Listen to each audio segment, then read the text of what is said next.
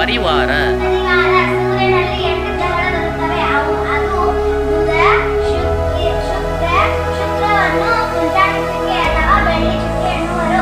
ಏಕೈಕ ಜೀವಿಗಳು ವಾಸವಾಗುವ ಗ್ರಹ ಬುಧ.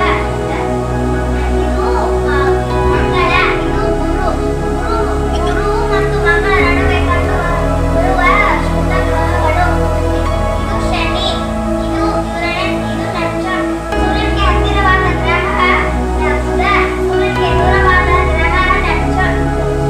ಅತಿ ದೊಡ್ಡ ಗ್ರಹ ಇಲ್ಲಿ ಗುರು. Very good. ಸೌರಮಂಡಲದಲ್ಲಿ 8 ಗ್ರಹಗಳು ಬರುತ್ತವೆ ಮತ್ತು ಗ್ರಹಗಳು ಇರುತ್ತವೆ. ನಕ್ಷತ್ರಗಳು ಇರುತ್ತವೆ. ಸೂರ್ಯನಿಂದ ಹತ್ತಿರವಿರುವ ಗ್ರಹ ಬುಧ, ಸೂರ್ಯನಿಂದ ಅತಿ ದೂರವಿರುವ ಗ್ರಹ ನೆಪ್ಚೂನ್. ಇದು ಬುಧ ಗ್ರಹ. ಶುಕ್ರ,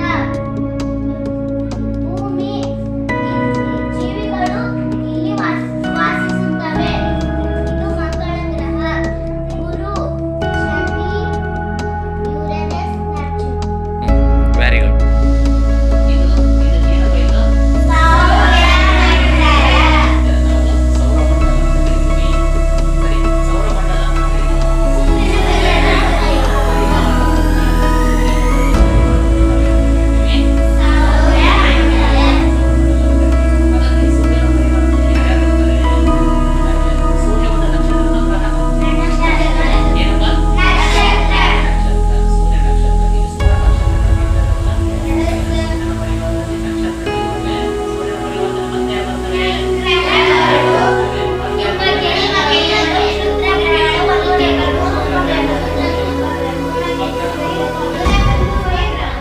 ಇವೆಲ್ಲವೂ ಕೂಡ ಸೂರ್ಯನ ಪರಿವಾರದಲ್ಲಿ ಬರ್ತಕ್ಕಂತಹ ಸದಸ್ಯರು. ಇವರೆಲ್ಲರನ್ನು ಸೇರಿ ನಾವೇನಂತ ಕರಿತೀವಿ?